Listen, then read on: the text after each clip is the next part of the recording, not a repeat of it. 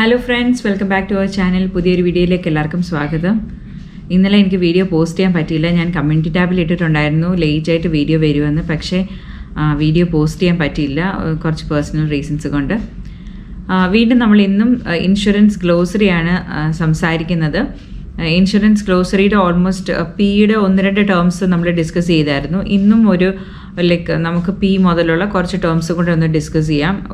ഈ വീക്കിൽ കൊണ്ട് നമ്മുടെ ഇൻഷുറൻസ് ഗ്ലോസറി കംപ്ലീറ്റ് ചെയ്യണമെന്നാണ് ഞാൻ വിചാരിക്കുന്നത്. സോ നമുക്ക് വീഡിയോയിലേക്ക് പോവാം.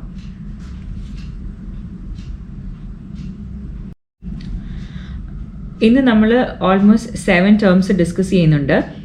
First one is policy period. Policy period എന്ന് പറയുമ്പോൾ നമുക്ക് ഓൾമോസ്റ്റ് എല്ലാവർക്കും അറിയാവുന്ന കാര്യമാണ്. നമ്മുടെ പോളിസിയുടെ ആ ഒരു ടൈം പീരീഡിനാണ് നമ്മൾ പോളിസി പീരീഡ് എന്ന് പറയുന്നത്. That is from the effective date of coverage to the termination of coverage, അല്ലെങ്കിൽ prior to renewal last day of the policy. അതിനെയാണ് നമ്മൾ പോളിസി പീരീഡ് എന്ന് പറയുന്നത്.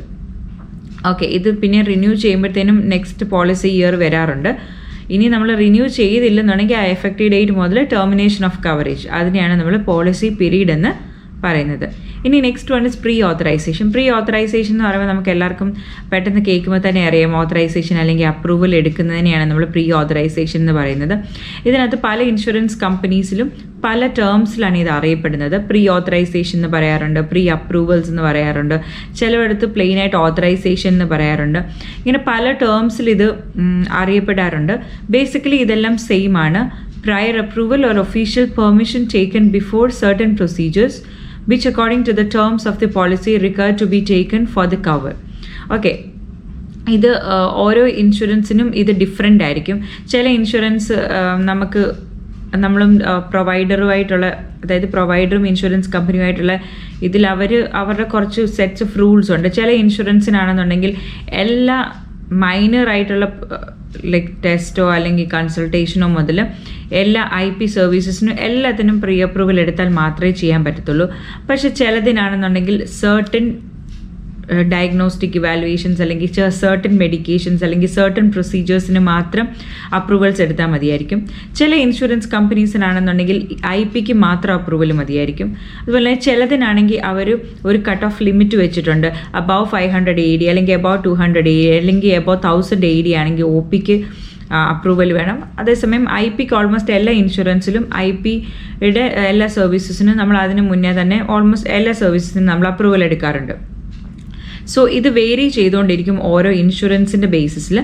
അതുകൊണ്ട് തന്നെ നമുക്ക് എപ്പോഴും ഒരു പ്രൊവൈഡർ സൈഡിൽ വർക്ക് ചെയ്യുന്ന ആൾക്കാരാകുമ്പോൾ നമുക്ക് എപ്പോഴും നമ്മൾ അറിഞ്ഞിരിക്കേണ്ട ഒരു കാര്യമാണ്, നമ്മൾ ഏതൊക്കെ ഇൻഷുറൻസ് കമ്പനീസുമായിട്ട് നമുക്ക് കോൺട്രാക്റ്റ് ഉണ്ട്, അതുപോലെ തന്നെ ആ കോൺട്രാക്റ്റഡ് ഇൻഷുറൻസ് കമ്പനീസ് എന്തൊക്കെയാണ് അവരുടെ പ്രീ ഓത്തറൈസേഷൻ ക്രൈറ്റീരിയ, ഏതൊക്കെ സർവീസസിന് ഓത്തറൈസേഷൻ വേണം, അതുപോലെ തന്നെ എത്ര ലിമിറ്റ് കഴിഞ്ഞതിന് ശേഷമാണ് നമ്മൾ ഓത്തറൈസേഷൻ എടുക്കേണ്ടത്, വിത്തൗട്ട് ഓത്തറൈസേഷൻ ഏതൊക്കെ പേ ചെയ്യാൻ പറ്റും, ഇങ്ങനെയുള്ള കാര്യങ്ങൾ basically as an insurance coordinator അല്ലെങ്കിൽ മെഡിക്കൽ കോഡർ അല്ലെങ്കിൽ ഏതൊരു ഇൻഷുറൻസ് പ്രൊഫഷണൽ നമ്മൾ അറിഞ്ഞിരിക്കേണ്ട കാര്യമാണ്. ഈവൻ ബില്ലിംഗ് ഏരിയയിലുള്ളവർക്ക് പോലും ഒരു അവയർനെസ് ഉണ്ടെന്നുണ്ടെങ്കിൽ നമുക്കത് ബില്ല് ചെയ്യുന്നതിന് മുമ്പേ തന്നെ നമുക്ക് അത് ഫൈൻഡ് ഔട്ട് ചെയ്യാൻ പറ്റും. ഇപ്പോൾ ചിലയിടത്ത് ബില്ലിങ്ങിന് വേണ്ടി മാത്രം ആൾക്കാർ കാണത്തുള്ളൂ. ചിലപ്പോൾ അവരുടെ നേഴ്സസ് തന്നെയായിരിക്കും അവരുടെ കാര്യങ്ങളൊക്കെ സിസ്റ്റത്തിൽ എൻ്റർ ചെയ്തിടുന്നത്. പിന്നെ ബാക്കി ബില്ലിങ് മാത്രമേ നമ്മൾ ചെയ്തുള്ളായിരിക്കും. അപ്പോൾ നമ്മൾ ആ ബില്ലിങ് ചെയ്യുന്നതിന് മുമ്പേ നമുക്ക് ഓക്കെ ഇത് ബില്ല് ചെയ്യുന്നതിന് മുമ്പേ ഇതിങ്ങനൊരു ഇതുള്ളതാണ്, അല്ലെങ്കിൽ സിസ്റ്റേഴ്സ് നമ്മളോട് വന്ന് ചോദിക്കുമ്പോൾ, ഇപ്പോൾ ചെറിയ സെൻറ്റേഴ്സിലൊക്കെ ആണെന്നുണ്ടെങ്കിൽ ഒരുപാട് ആൾക്കാരൊന്നും കാണത്തില്ല ഇൻഷുറൻസ് ചെയ്യാൻ വേണ്ടി, ഒരു പേഴ്സണെ കാണത്തുള്ളൂ ഫുള്ളും കൂടെ ചെയ്യുന്നത്. That is from the registration of insurance till ആ പേയ്മെൻറ്റ്സ് കിട്ടുന്നിടം വരെ ഒരാൾ തന്നെയായിരിക്കും, അവർ തന്നെയായിരിക്കും ബില്ലിങ്ങും കാര്യങ്ങളും എല്ലാം ചെയ്യുന്നത്. അപ്പം നമ്മുടെ നേഴ്സസോ അല്ലെന്നുണ്ടെങ്കിൽ നമ്മുടെ ക്ലിനിക്കിൽ വർക്ക് ചെയ്യുന്ന ആൾക്കാർ നമ്മളോട് എൻക്വയറി ചെയ്യാറുണ്ട്, ഈ സർവീസ് നമുക്ക് കവർ ആവും, അല്ലെങ്കിൽ ഡോക്ടേഴ്സ് ചിലപ്പോൾ ചോദിക്കാറുണ്ട് ഈ സർവീസ് ഈ ഇൻഷുറൻസ് കവർ ആവുമോ എന്നൊക്കെ, അല്ലെങ്കിൽ അപ്രൂവൽസ് എടുക്കണമെന്നൊക്കെ. സോ നമ്മളെപ്പോഴും അപ്രൂവൽ എടുക്കുന്നതിന് മുമ്പേ അല്ലെങ്കിൽ അപ്രൂവൽസിൻ്റെ ആ ഒരു സെഷൻ വരുമ്പോൾ നമ്മൾ അവെയർ ആയിരിക്കണം, ഇന്ന ഇൻഷുറൻസ് കമ്പനിക്ക് ഇത്രയാണ് ലിമിറ്റ്, അല്ലെങ്കിൽ ഇന്ന സർവീസസിന് അപ്രൂവൽ വേണം. അതിൻ്റെ ഒരു ജനറൽ ഒരു ഐഡിയ നമുക്ക് ഉണ്ടായിരിക്കണം. സോ പ്രീ ഓത്തറൈസേഷൻ നിങ്ങൾക്ക് മനസ്സിലായല്ലോ. Next one is premium. Premium എന്ന് പറഞ്ഞു കഴിഞ്ഞാൽ the price payable by an insured person under any type of insurance policy. So നമ്മളിപ്പോൾ ഒരു ഇൻഷുറൻസ് എടുക്കുന്ന ഒരാളാണെന്നുണ്ടെങ്കിൽ, ഒരു പോളിസി എടുക്കുന്ന ഒരു പേഴ്സൺ ആണെന്നുണ്ടെങ്കിൽ, ദാറ്റ് ഈസ് ആൻ ഇൻഷുർഡ്. നമ്മളെ ഇൻഷുർഡ് എന്നാണല്ലോ പറയുന്നത്. Insured is A insurance company, insured is A member who are taking the insurance. So നമ്മൾ പേ ചെയ്യുന്ന ആ ഒരു പ്രൈസിനെയാണ് നമ്മളിപ്പോൾ ഒരു പെർട്ടിക്കുലർ ഇൻഷുറൻസ് എടുക്കുകയാണ്. ആ ഇൻഷുറൻസിൻ്റെ ആ പെർട്ടിക്കുലർ പ്ലാൻ എടുക്കാൻ വേണ്ടി നമ്മൾ എത്ര ആണോ പേ ചെയ്യുന്നത് ആ ഒരു എമൗണ്ടിനെയാണ് നമ്മൾ പ്രീമിയം എന്ന് പറയുന്നത്. ചില ഇൻഷുറൻസ് എടുക്കുകയാണെങ്കിൽ നമുക്ക് പ്രീമിയം കൂടുതലുണ്ട്, കുറവുണ്ട് എന്നൊക്കെ പറയുന്നത് കേട്ടിട്ടുണ്ട് അല്ലേ. സോ പ്രീമിയം എന്ന് പറയുമ്പോഴത്തേന് the price payable by an insured person under any type of insurance policy. Next one is reimbursement.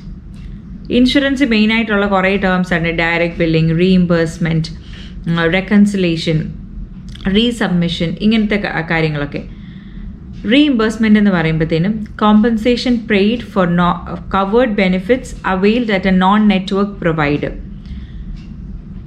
നമുക്ക് നെറ്റ്വർക്ക് പ്രൊവൈഡേഴ്സിലാണെന്നുണ്ടെങ്കിൽ ഡയറക്റ്റ് ബില്ലിംഗ് ചെയ്യും, പ്രൊവൈഡർ തന്നെ സബ്മിറ്റ് ചെയ്തിട്ട് പേയ്മെൻറ്റ് ചെയ്യും. സോ ഒരു മെമ്പർ അവിടെ കൺസൾട്ട് ചെയ്യാൻ അല്ലെങ്കിൽ ഒരു ഇൻഷുർഡ് അവിടെ കൺസൾട്ട് ചെയ്യാൻ ചെല്ലുന്നുണ്ടെങ്കിൽ അവർ ഡിഡക്റ്റബിൾ അല്ലെങ്കിൽ കോ പേയ്മെൻറ്റ് ഇങ്ങനെയുള്ള കാര്യങ്ങൾ മാത്രമേ പേ ചെയ്യത്തുള്ളൂ. അവർ ബാക്കിയുള്ള എമൗണ്ട് പേ ചെയ്തില്ല.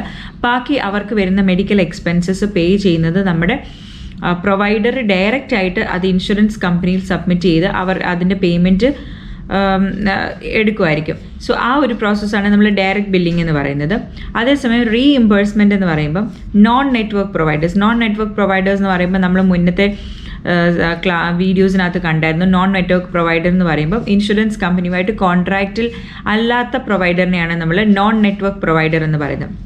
ഈ നോൺ നെറ്റ്വർക്ക് പ്രൊവൈഡറിൽ പോയി നമ്മൾ ട്രീറ്റ്മെൻറ്റ് എടുത്തതിന് ശേഷം മെമ്പർ പേ ചെയ്യും എന്തൊക്കെ സർവീസസ് ആണോ അവൈൽ ചെയ്തേക്കുന്നത്. അത് കഴിഞ്ഞ ശേഷം മെമ്പർ ആ ഡോക്ടർ ഫില്ല് ചെയ്ത ക്ലെയിം ഫോമും അതുപോലെ തന്നെ ഇൻവോയ്സും എന്തെങ്കിലും അഡീഷണൽ മെഡിക്കൽ റിപ്പോർട്ട്സോ അല്ലെന്നുണ്ടെങ്കിൽ ലാബ് റിപ്പോർട്ട്സ്, ഇങ്ങനെ ഡയഗ്നോസ്റ്റിക് റിപ്പോർട്ട്സ്, ഇങ്ങനെയുള്ള കാര്യങ്ങളെല്ലാം കൂടെ അറ്റാച്ച് ചെയ്തിട്ട് നമ്മുടെ ഇൻഷുറൻസ് കമ്പനിയിലേക്ക് അത് സബ്മിറ്റ് ചെയ്തത്. ഇലക്ട്രോണിക് സബ്മിഷൻ, അതായത് പോർട്ടൽ അല്ലെങ്കിൽ ഇമെയിൽ സബ്മിഷൻസ് ഒക്കെ ആവാം, ഇല്ലെന്നുണ്ടെങ്കിൽ പേപ്പർ സബ്മിഷനായിട്ടും സബ്മിറ്റ് ചെയ്യാറുണ്ട്. സബ്മിറ്റ് ചെയ്തതിന് ശേഷം റീഇംബേഴ്സ്മെൻറ്റ്, ഇൻഷുറൻസിന് തന്നെ റീഇംബേഴ്സ്മെൻറ്റ് ഡിപ്പാർട്ട്മെൻറ്റിലുള്ള സ്റ്റാഫ്സ് അതിനെ അഡ്ജുഡിക്കേറ്റ് ചെയ്ത് അത് പേ ചെയ്യാൻ പറ്റുന്നതാണോ, അവരുടെ പോളിസി അനുസരിച്ച് പേ ചെയ്യാൻ പറ്റുന്നതാണോ എന്ന് ഫൈൻഡ് ഔട്ട് ചെയ്തതിന് ശേഷം ആ എമൗണ്ട് മെമ്പറിന് റീഇംബേഴ്സ് ചെയ്ത് കൊടുക്കണം. മെമ്പർ ഇപ്പോൾ 400 dirhams ആണ് പേ ചെയ്തിരിക്കുന്നത്. അതിനകത്ത് ചിലപ്പം 380 ആയിരിക്കും നമ്മൾ ഇൻഷുറൻസിൽ നിന്ന് കൊടുക്കേണ്ടത്, 20 dirhams കോ ഇൻഷുറൻസ് ആയിരിക്കും. സോ ആ കോ ഇൻഷുറൻസ് വിട്ടിട്ട് ബാക്കിയുള്ള 380 മെഡിക്കലി ജസ്റ്റിഫൈഡ് ആൻഡ് കവറബിൾ ആയിട്ടുള്ള പ്രൊസീജിയേഴ്സ് ആണെന്നുണ്ടെങ്കിൽ നമ്മൾ അതിനെ പേ ചെയ്ത് കൊടുക്കും. ആ ഒരു പ്രൊസീജിയറിനെയാണ് നമ്മൾ റീഇംബേഴ്സ്മെൻറ്റ് എന്ന് പറയുന്നത്. ഇനി റൊട്ടീൻ എക്സാമിനേഷൻസ് പറയുമ്പോൾ നമുക്കറിയാം, നമ്മൾ ജനറലി ഹോസ്പിറ്റൽസിലൊക്കെ റൊട്ടീൻ എക്സാമിനേഷൻസ് ചെയ്യാറുണ്ട്. പക്ഷേ ഇൻഷുറൻസ് പോയിൻ്റ് ഓഫ് വ്യൂ വരുന്നുണ്ട് പ്രിവെൻറ്റീവ് മെഷറിന് വേണ്ടി നമ്മൾ ചെയ്യുന്ന medical examinations without medical necessary at that point of time. ഞാൻ കഴിഞ്ഞ ദിവസം തന്നെ പറഞ്ഞായിരുന്നു, മെഡിക്കലി നെസസറിക്കകത്ത് പറഞ്ഞായിരുന്നു, നമ്മൾ യൂഷ്വലി ഹോസ്പിറ്റൽസിൽ പോകുമ്പോൾ നമ്മളൊരു അഡീഷണൽ ടെസ്റ്റിന് വേണ്ടി റിക്വസ്റ്റ് ചെയ്യുകയാണെന്നുണ്ടെങ്കിൽ, ഇപ്പോൾ ഫാമിലിയോ അല്ലെന്നുണ്ടെങ്കിൽ ആ പേഷ്യൻ്റ് ഇറ്റ്സെൽഫ് റിക്വസ്റ്റ് ചെയ്യുകയാണെന്നുണ്ടെങ്കിൽ ഡോക്ടർ ചെയ്യാറുണ്ട്. Depending on the condition of the patient നോക്കിയിട്ട് ചെയ്യാറുണ്ട്. ഇത് മെമ്പറിന് വേണമെന്നുണ്ടെങ്കിൽ ജസ്റ്റ് ഒന്ന് ചെയ്ത് കൊടുക്കാമെന്നുള്ളത്. പക്ഷേ ഇൻഷുറൻസ് പോയിൻ്റ് ഓഫ് വ്യൂവിൽ അത് ഒരു റുട്ടീൻ എക്സാമിനേഷൻ അല്ലെങ്കിൽ ഒരു പ്രിവെൻറ്റീവ് മെഷറായിട്ട് കൺസിഡർ ചെയ്യത്തുള്ളൂ. റുട്ടീൻ എക്സാമിനേഷൻസ് മെഡിക്കൽ നെസസറി ആയിട്ട് കൺസിഡർ ചെയ്യത്തില്ല. റുട്ടീൻ എക്സാമിനേഷൻസ് പറയുമ്പോൾ it's same like A screening. Okay, നമ്മൾ ജസ്റ്റ് ഒന്ന് സ്ക്രീൻ ചെയ്ത് നോക്കുക, അല്ലെന്നുണ്ടെങ്കിൽ നമ്മളൊരു ജസ്റ്റ് നമ്മുടെ ഒരു ഇതിനു വേണ്ടി ഒരു റിക്വസ്റ്റ് പ്രകാരം നമ്മൾ ചെയ്യുന്ന എക്സാമിനേഷൻസ് അല്ലെങ്കിൽ ഡയഗ്നോസ്റ്റിക് ഇൻവെസ്റ്റിഗേഷൻസിനെയൊക്കെയാണ് നമ്മൾ റുട്ടീൻ എക്സാമിനേഷൻ എന്ന് പറയുന്നത്. നെക്സ്റ്റ് ഇസ് സപ്ലിമെൻ്ററി ഇൻഷുറൻസ് എന്ന് പറഞ്ഞു കഴിഞ്ഞാൽ coverage provided by non profit charity health care program. Non profit ആയിട്ടുള്ള ചാരിറ്റി ഓർഗനൈസേഷൻസ് ഉണ്ട്. അവർ ചില ഹെൽത്ത് കെയർ പ്രോഗ്രാംസ് അഡ്മിനിസ്റ്റർ ചെയ്യാറുണ്ട്.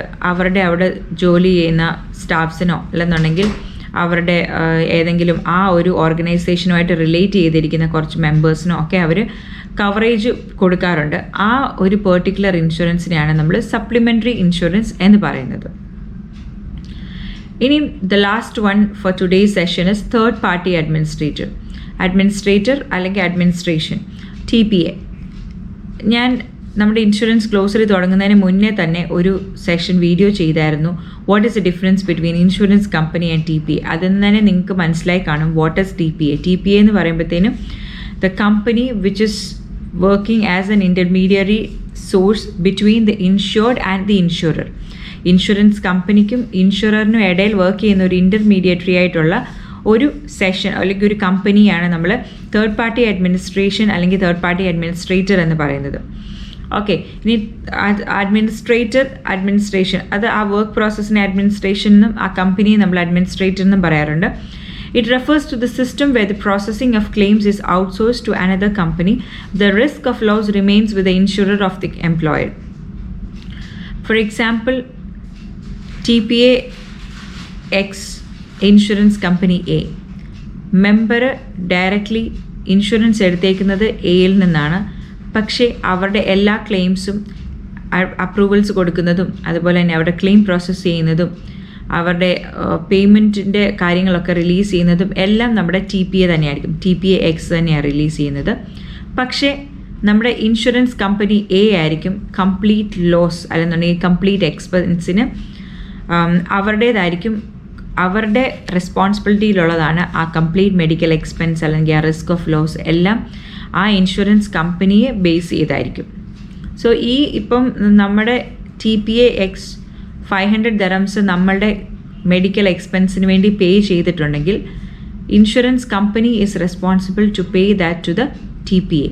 ഓക്കെ, അപ്പോൾ നമ്മുടെ ഫൈനലി നമ്മുടെ റിസ്ക് ഓഫ് ലോസ് അല്ലെങ്കിൽ മെഡിക്കൽ എക്സ്പെൻസസ് ബെയർ ചെയ്യേണ്ടത് നമ്മുടെ ഇൻഷുറൻസ് കമ്പനി തന്നെയായിരിക്കും. നമ്മുടെ അഡ്മിനിസ്ട്രേഷൻ കാര്യങ്ങൾ ചെയ്യുന്നതാണ് നമ്മുടെ TPA എന്ന് പറയുന്നത്. സോ ഇന്ന് നമ്മൾ 7 ടേംസ് ഡിസ്കസ് ചെയ്തു. Policy period, pre authorisation, premium, reimbursement, routine examinations, supplementary insurance and third party administration.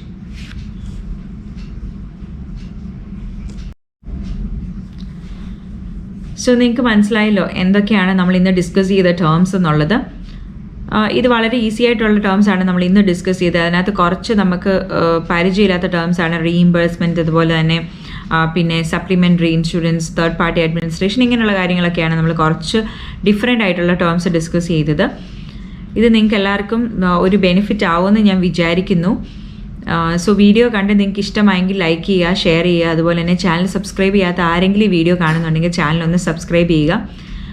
നിങ്ങൾ ഈ മാക്സിമം നിങ്ങളുടെ ഫ്രണ്ട്സിനൊക്കെ മെഡിക്കൽ കോഡിങ്ങോ അല്ലെങ്കിൽ ഇൻഷുറൻസിലൊക്കെ വർക്ക് ചെയ്യുന്ന നിങ്ങളുടെ ഫ്രണ്ട്സിന് ഇതൊന്ന് ഷെയർ ചെയ്ത് കൊടുക്കുകയാണെങ്കിൽ അവർക്ക് നല്ല യൂസ്ഫുൾ ആയിരിക്കും. സോ നമുക്ക് പുതിയൊരു വീഡിയോയുമായിട്ട് നാളെ കാണാം. അതുവരെ bye. Thank you for supporting. By.